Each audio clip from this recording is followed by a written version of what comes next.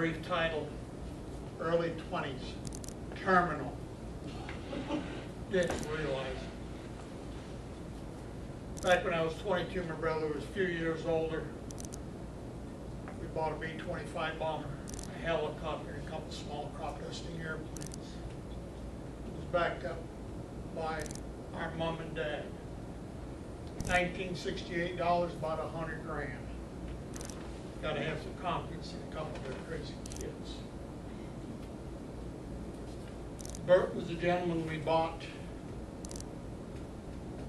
the business from. After we bought the business, Joe would show up and say, "Hey Bob, you and your brother done with my generator?" Within a year, people would show up and say, "Are you done with my tools?" I thought when he spent about $100,000, 1968 money, they were our tools. Needless to say, I got upset with Bert. Needless to say, in the future, I was mad as, and I hated him. As I grew, and things had to go out the door, I got mad as, really, really hated him. A buddy of mine flew down from Virginia, got weathered in. You have a cold front and you have a warm front, and he got into a whiskey front. I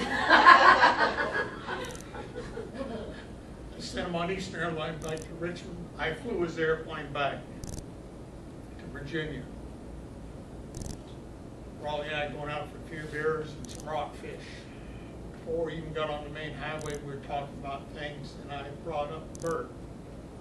I won't quite say it the way I was saying it to him, but when Bert dies, I'm going to plant poison ivy on his grave and sprinkle it with chicken manure. He needs the fragrance. Well, the bird says, "That's not right." We laughed. No. I hate it. Terrible. Terrible. Went along, got up to the road, and we talked about it during lunch. About how the Bible says, you got it. No, Raleigh. Okay, Raleigh, I will not plant the chicken manure, but I'm going to plant the poison ivy. A little while later, we're reading Dear Abby, and here's this young lady, hadn't talked to her mother for 15 years. And she says, "I wish I did because I can no longer talk to my mama. My mama died about a month ago." What about you? I'm not talking about anybody around you, but what about you in here? Do you have a grudge against somebody? Really? Get rid of it. Why do you think I called my speech terminal? I was terminal. I read articles like that.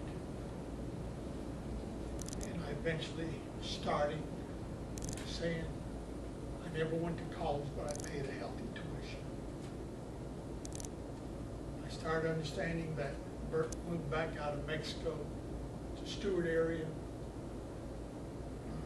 Started going to church. He needed it. Went along and, we better not click that in, but anyway. Went along. One day in a restaurant, there's Bert Clements with the Holbrook boys. I walked in, Bert got up, come along, and gave me a big old hug. I didn't hate him anymore. "Bob," he says, "we have to get together and do lunch." "Bert, we will. We will." And I procrastinated. We didn't do lunch. One day I heard where old Bert getting ready to sail the Bahamas with his wife. His wife was a little bit younger. And Bert died. My story will say this: if you have a grudge against somebody, get it over with. if you want to be terminal like me for years and hate, it's wrong. But when Bert gave me an old hug, we don't do that at luncheon.